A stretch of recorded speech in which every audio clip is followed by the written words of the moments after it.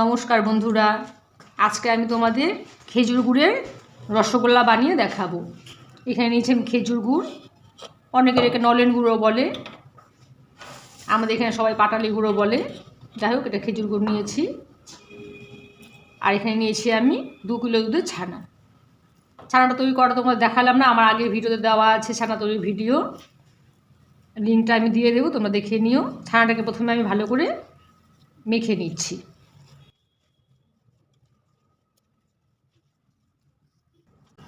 ছানাটাকে খুব ভালো করে মেখে নিতে হবে, একদম সফট করে মাখতে হবে।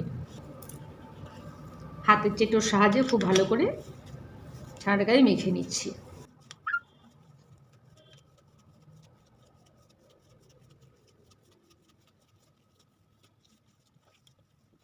চার 5 মিনিটের জন্য ছানাটাকে মেখে নিতে হবে। ছানাটাকে আমি 4-5 মিনিট মেখে নিলাম। এখানে ছানার মধ্যে আমি দিয়ে দিচ্ছি 1 চামচ ময়দা। ময়দাটা 1 চামচই দিতে হবে, বেশি ময়দা দেওয়া যাবে না। 1 চামচ ময়দা ছানাটাকে আবার ভালো করে মেখে নিচ্ছি। আর এখানে আমি দিয়ে দিচ্ছি 1 চামচ চিনি। চিনি দিয়েও আরও ভালো করে মেখে নিচ্ছি।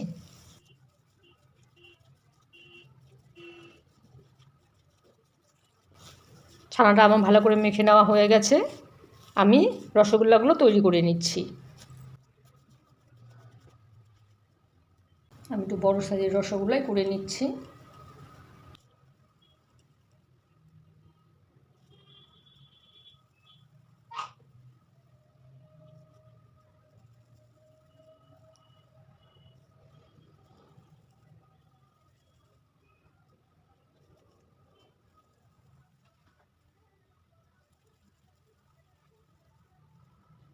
একে একে সবগুলো রসগোল্লা আমি তৈরি করে নিলাম। গুড়টা আমি কেটে নিচ্ছি। আমি বসিয়ে দিচ্ছি। এখানে আমি 1.5 কাপ গুড় নিয়ে নিচ্ছি। আর নিয়ে নিচ্ছি 5 কাপ জল।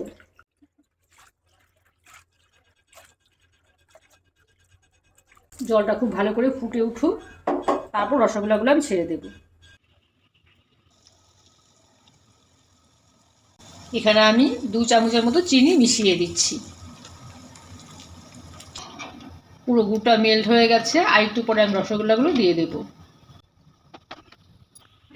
গুড়ের শিরাটা আমার তৈরি হয়ে গেছে, আমি রসগোল্লাগুলো দিয়ে দিচ্ছি।